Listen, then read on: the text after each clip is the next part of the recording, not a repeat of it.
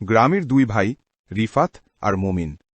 রিফাত ছিল শান্ত, চিন্তাশীল, আর মুমিন ছিল চঞ্চল, একটু দুষ্টু স্বভাবের।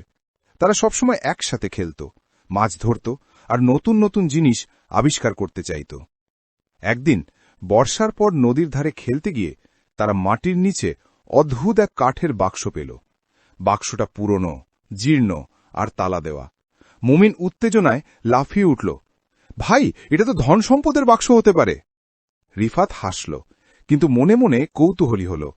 দুজন মিলে বাড়িতে নিয়ে এসে তালাটা খোলার চেষ্টা করল। শেষে একটা পুরনো চাবি তারা পাশের ঝোপে খুঁজে পেল, আর সেটাতেই তালা খুলে গেল। বাক্সের ভেতরে সোনারূপো ছিল না, বরং ছিল এক পুরনো ডায়েরি, কিছু নকশা আর একটা মানচিত্র। মানচিত্রে গ্রামের জঙ্গলের ভেতর লাল চিহ্ন দিয়ে একটা গোপন জায়গা দেখানো। মুমিন বলল, চলো আমরা সেখানে যাই। রিফাত একটু ভয় পেল, রাজি হল। পরদিন সকালে তারা খাবার নিয়ে জঙ্গলে ঢুকল। পথে নানা রকম বাধা এলো, কখনো ঝোপঝাড়, কখনো বন্য পশুর গর্জন, কিন্তু দুই ভাই সাহস করে এগিয়ে চলল। মুমিন সবসময় মজা করত, আর রিফাত পরিকল্পনা করে পথ দেখাত। ঘণ্টাখানেক পর তারা পৌঁছাল মানচিত্রে দেখানো জায়গায়। সেখানে মাটির নিচে লুকিয়ে ছিল আরও বড় এক বাক্স।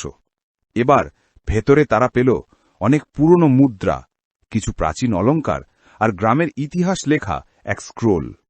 তারা সঙ্গে সঙ্গে গ্রামে ফিরে গিয়ে সবার কাছে ধন দেখাল।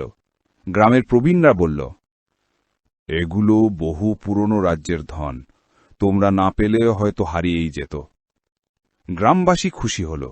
ওই ধন বিক্রি করে গ্রামে স্কুল আর একটি চিকিৎসা কেন্দ্র তৈরি হল। রিফাত মুমিন গ্রামের সবার কাছে নায়ক হয়ে উঠল।